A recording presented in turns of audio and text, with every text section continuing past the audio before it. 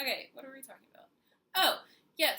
642 tiny things to write about.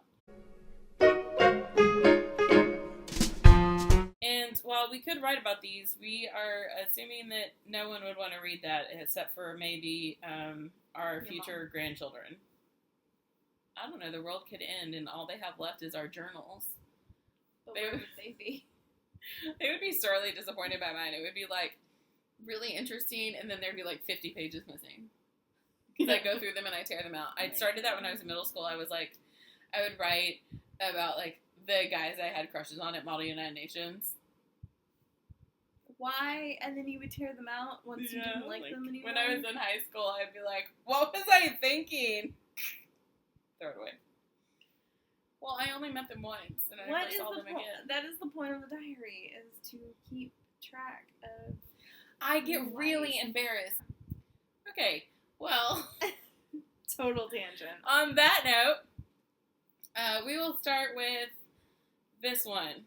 Okay, here we go. This is a good one. I think I can do this one better than you. Perfect. We'll see.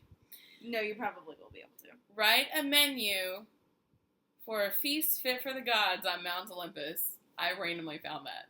I did not search for it. Why is that funny? I have a degree in ancient history. Yeah.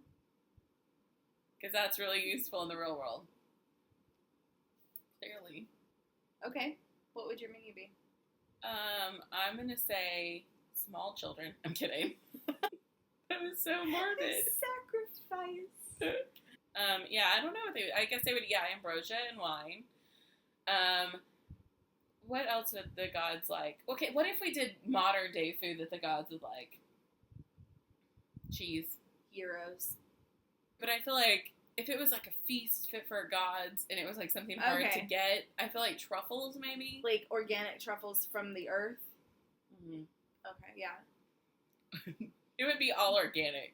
Because that's like... Well, no, and I didn't mean like organic as in like organic. No, I know. Like, I meant like as in like something from the earth. Yeah. No, but like think of all the foods that are like super trendy right now. That would be what the gods Kale. eat. Quinoa. Kale, quinoa. With the truffle butter. Yeah, with the... They'd be eating like cauliflower crusted pizza. Cauliflower. It's so good. I read somewhere that cauliflower is like the new kale. And I'm like, yes, I'm ahead of a trend for once. I don't know, trendy foods. Wow, this took a turn. Next! Someone you dislike asks you to lunch. You've just made a pact with yourself to be brutally honest in your life. What do you say? Thank you. She's better than me. I'd be like, sure, we can do lunch sometime. I'm really busy. And then they would like catch me, I don't know, in sweatpants at Barnes & Noble. And they're like, we could have done lunch this weekend. Busy.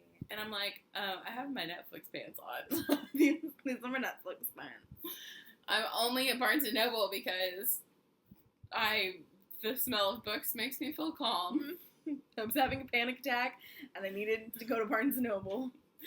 Whereas Barnes & Noble, like, causes panic attacks for me. Really? I worked there, so. Oh, yeah. Okay, surprisingly, you would think that it would cause panic attacks for me because overwhelming amount of choices stresses me out. But you like to have a choice. I do. But I always have panic attacks in the cereal aisle. Kid cereal, adult cereal. Yeah, and I would eat both. I love cereal. No, I know, but like when you're at the store, like I feel like you either are in the mood for kid cereal. Yeah, but this is where it happened. Okay, here. Let's just tangent to Michelle's shopping for cereal. You know, like Apple Jazz and healthy one, and that's really where I run into trouble. I'm like, how nostalgic do I feel? And it's hard. It just seems like a waste of a letter. Why put it there? I mean, I don't say like herbal. Like I don't like completely negate herbal.